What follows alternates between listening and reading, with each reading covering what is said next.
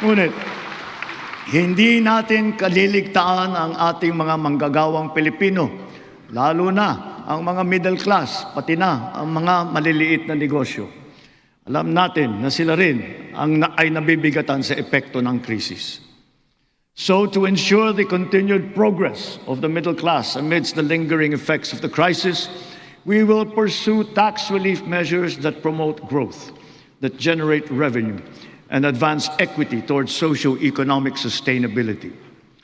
Kaya bilang natatanging proteksyon sa kanila at para mas mapakinabangan nila ang pinaghirapan nilang kita, nananawagan ako sa Kongreso upang maipasa ang batas na magbibigay ng bahagyang ginhawa para sa ating bayaring buwis.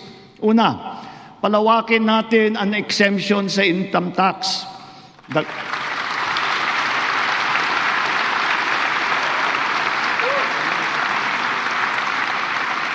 Dagdagan natin ang mga manggagawang malilibre sa buwis sa kanilang kita. Isasama na natin ang mga kumikita ng hindi lalagpas sa 350,000 pesos kada taon.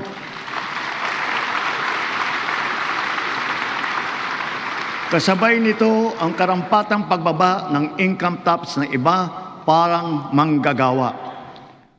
Pangalawa, ang mga maliliit na negosyo ay hindi napapatawan ng minimum corporate income tax.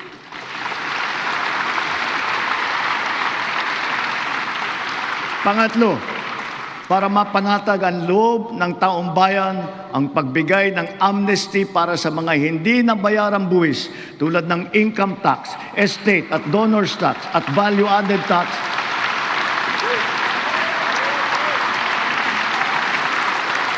Kasama na rin dyan ang mga multa na kaakibat ng mga ito. Malinaw ang mga leksyon sa atin ng mga nagdaang buwan. Una, ang kahalagahan ng seguridad at katatagan ng bansa pagdating sa enerhiya at sa pagkain, ng ating ugnayan sa ibang bansa at ng bawat mamamayan kahit saan man sila naroroon. Pangalawa, ang abilidad ng pamahalaan na kumilos agad sa angkop at mainam na paraan. At ang ikatlo, ang pagpursigi at pagnatyag ng Pilipino sa kabila ng mga hamong dumadaan. Dala ang mga sariwang leksyon nito, mas maayos at mabilis ang pagresponde natin sa ating mga naging biktima ng sakuna. Tulad sa nangyaring paglindol sa Visayas at Mindanao kamakailan, mahigit 600,000 pamilya ang ating nasakluluhan. Lampas 3 bilyong piso ang ating binuhos para sa agaran tulong sa mga pamilyang lubos na naapektuhan. Ito'y sa pamamagitan ng pagkain, pagpapagamot, tulong pinansyal at pabahay.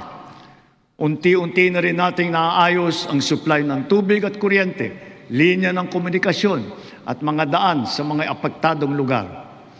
Hindi lamang minsang paghatid ng tulong ang ating ginagawa. Ang misyon natin ay sila'y muling makabangon at maitaguyod. We have moved on from the reactive approach. Now we are not only proactive, but predictive as well, aided by digital tools.